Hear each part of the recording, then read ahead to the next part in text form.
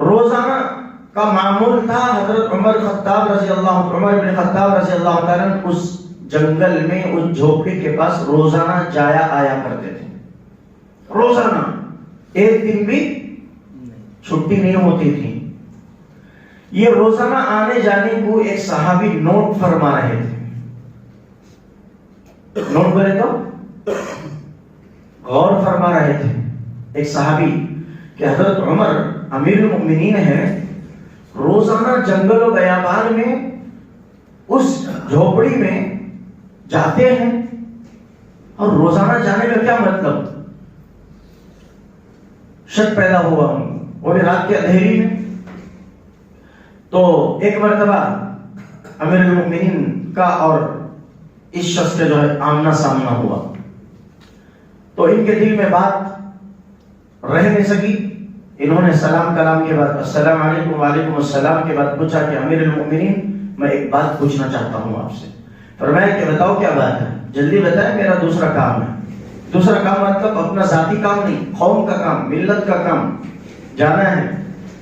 تو انہوں نے دل کی بات باہر کر دی کہ کچھ بھی نہیں، مجھے اتنا بتاؤ کہ آپ اس جنگل و بیابان کے پاس رات کے مکمل اندھیری رات میں تنے تنہا اس جھوپڑی میں جاتے ہیں،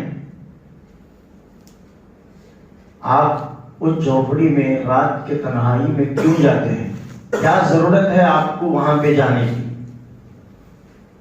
دیکھیے سوال کیسا نازک ہے. تو حضرت عمر بن خطاب رضی اللہ تعالیٰ نے فرمایا کہ بھئی اللہ کے بندے، میرے وہاں کے جانے سے یا نہ جانے سے یا دن کے جانے سے رات کے جانے سے تیرا کیا واسطہ؟ تجھے کیا مطلب؟ چھوڑ، تجھے اس کی ضرورت نہیں. تو اس کے دل میں اور شبہ پیدا ہوا. پوچھے تو بتا ہی نہیں. اور ان کے دل میں شیطان نے ڈالا کہ کچھ دال میں کالا ہے. تو پھر پوچھے کہ نہیں امیر المؤمنین بتائیے تو صحیح کہ آپ رات میں ہر روز اس جنگل میں اس جھوپڑی میں آخر جاتے کیوں؟ حضرت عمر بن خطاب نے کہا کہ بھائی میرے وہاں کے جھوپڑی میں رات کے اندھیری میں جانے سے یہ میرا اور میرے اللہ کو معلوم ہے، تجھے بیچ میں کیوں بتاؤں؟ تجھے کوئی ضرورت نہیں، تو تیرا کام کر، میں میرا کام کرتا ہوں. مجھے اور اس معاملے کو اللہ پر چھوڑ دے. کیا فرمایا؟ مجھے اور وہ میرے جانے والے معاملے کو میرے اللہ پر چھوڑ دے، تجھے کوئی ضرورت نہیں، چھوڑ ہٹ. اب ان کے دل میں تو اور شک پیدا ہوا. تو انہوں نے تو بہرحال حضرت عمر بن خطاب اور وہ شخص جو ہے دونوں جدا ہو گئے، اپنا اپنا راستہ لے لیے. اب انہوں نے سوچا کہ بھائی آج رات میں ضرور اس کی دیکھ بھال کرنا پڑے گا، نگرانی کرنا پڑے گا کہ رات کے اندھیرے میں عمر بن خطاب جا رہے کہاں، دیکھنا پڑے. پوچھنے پر بتایا تو نہیں، آخر ماجرا ہے کیا؟ آخر ماجرا ہے کیا؟ تو رات میں انہوں ایک گلی کے کنارے پر کسی مکان کے جو ہے دیوار کے سائے میں چھپ کر کھڑے ہو گئے. رات پوری اندھیری ہو گئی، آدھی رات سے زیادہ گزر گئی. تو حضرت عمر بن خطاب رضی اللہ تعالیٰ نکلے، گھر سے نکل کر گلی کے چوراہے پر آ کر کھڑے ہوئے، یعنی چورستے پر کھڑے ہو کر اس طرف اس طرف دیکھا، کوئی نظر نہیں آیا. تو فوراً اپنا راستہ طے کر لیا.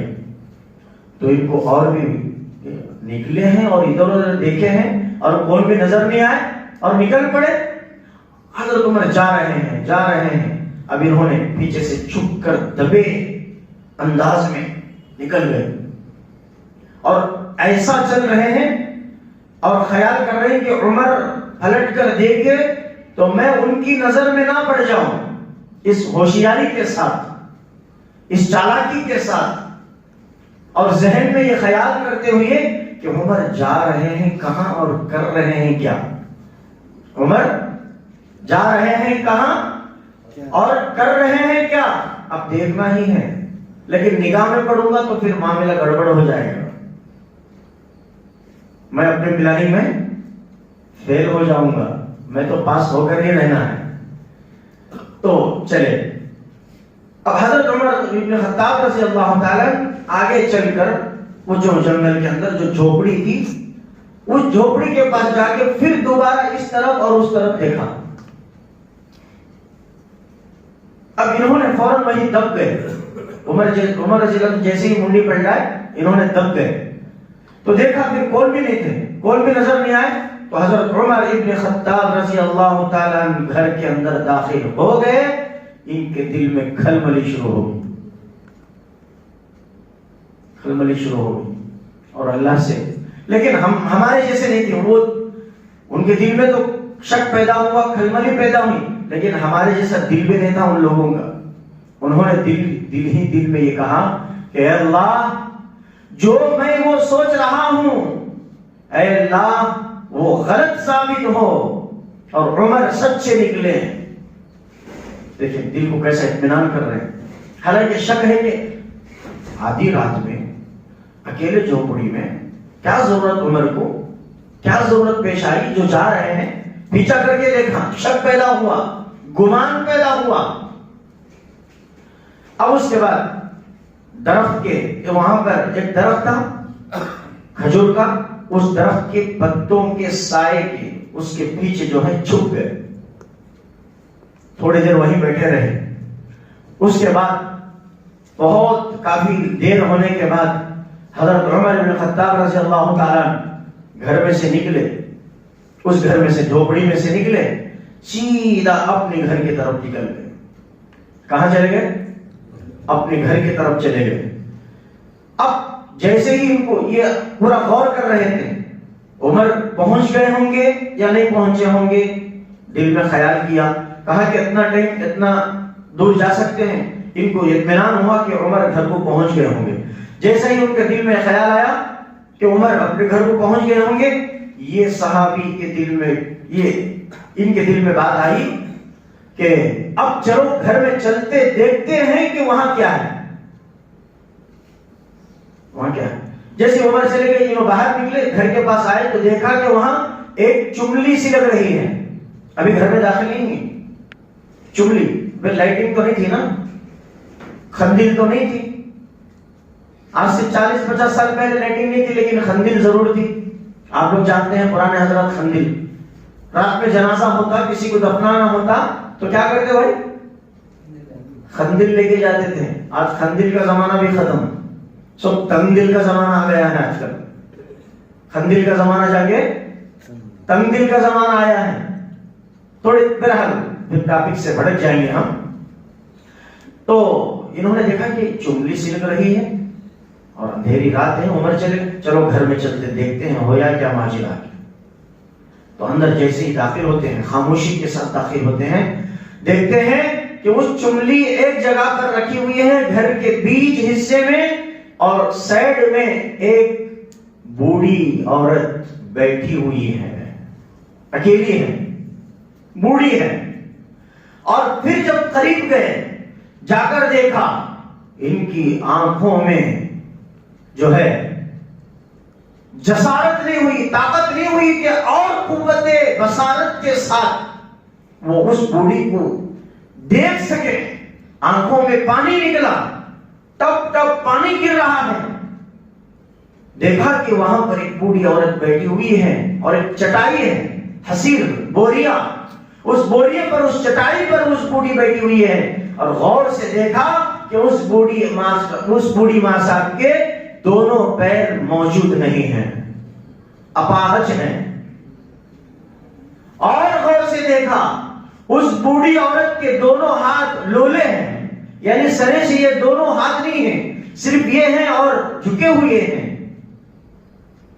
اور دیکھا کہ دونوں آنکھ کی بینائی نہیں ہے, آنکھوں میں بینائی نہیں ہے, یعنی روشنی نہیں ہے, اندھی ہے, نابینا ہے.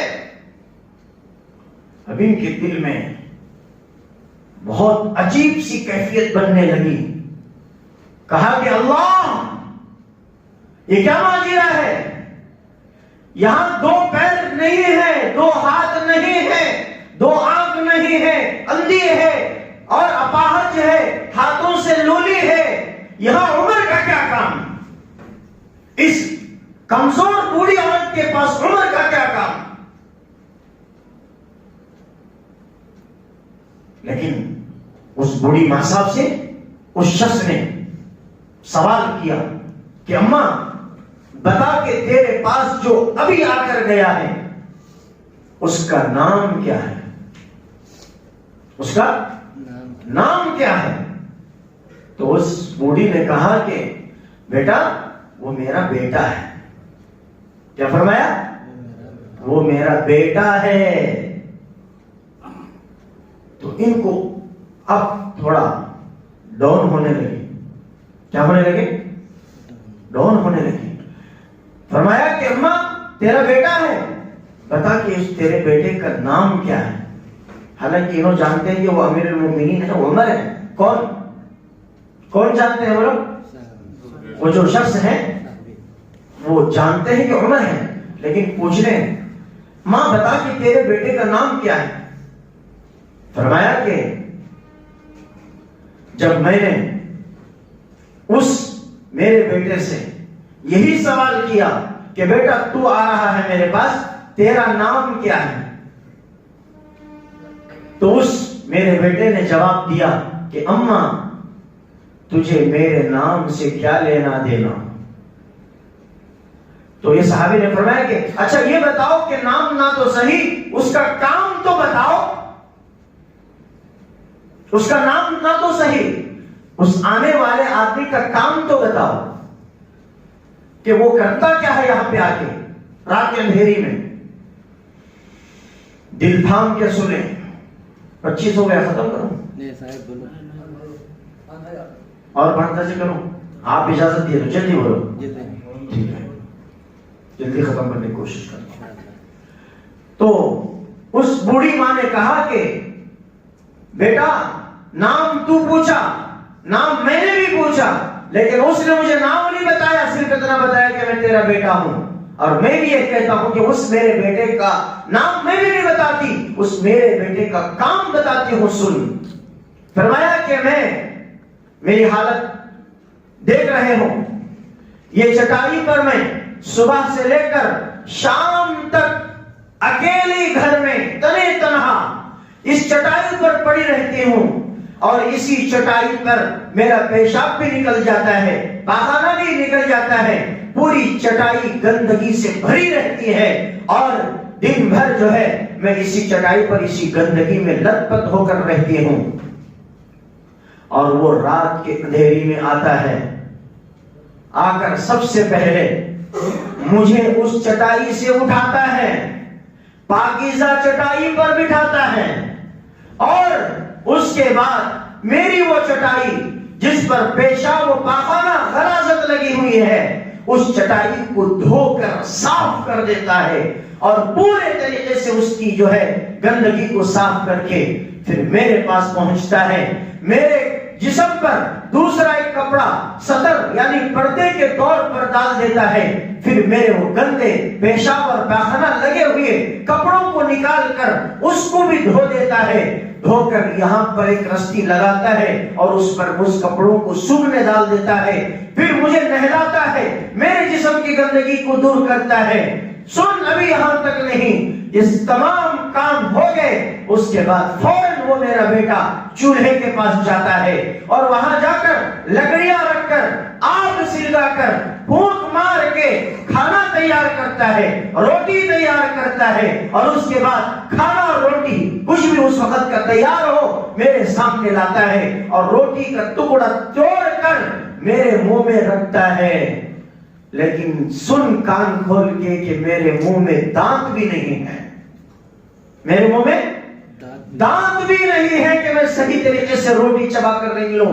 जब उस मेरे बेटे को एहसास महसूस हुआ कि इस मां के मुंह में दांत भी नहीं है, तो उस मेरे बेटे ने उस निवाले को अपने मुंह में अपने दांतों के दरमियान में रखकर चबाकर इतना चबाता, जब वो चबाकर मेरे मुंह में रखता तो मैं कटक बोलकर निकल जाती, मुझे कोई तकलीफ महसूस नहीं होती, और पेट भरकर शिकम सैर होकर मैं जब खा लेती और वो फिर सुबह का इंतजाम करके खाने का पानी का वो यहां से निकल जाता। اور صبح دن کے لیے ایک غلام کو میرے لیے میری خدمت کے لیے طے کر کے رکھتا۔ یہ صحابی کے ہوش اڑ گئے، کہا کہ اللہ، میں نے سوچا تھا کیا عمر کے بارے میں، اور عمر کا کام اور خدمت کیا نکلی، اللہ مجھے معاف فرما، میں نے برا سوچا تھا۔ برا گمان گناہ کی دہلیز پر لے جا کے کھڑا کرتا ہے، کسی پر بدگمان نہیں کرنا، برا گمان ہونے سے پہلے اپنے گمان کو ٹھیک کر لینا، یہ سبق ملتا ہے۔ کیا ہوا؟ حضرت عمر خطاب رضی اللہ عنہ کے بارے میں اس بوڑھی ماں نے کہا، اور اس کے بعد اتنا سارا ہونے کے بعد، اماں یہ بتا کہ تجھے اس کا نام پتا نہیں؟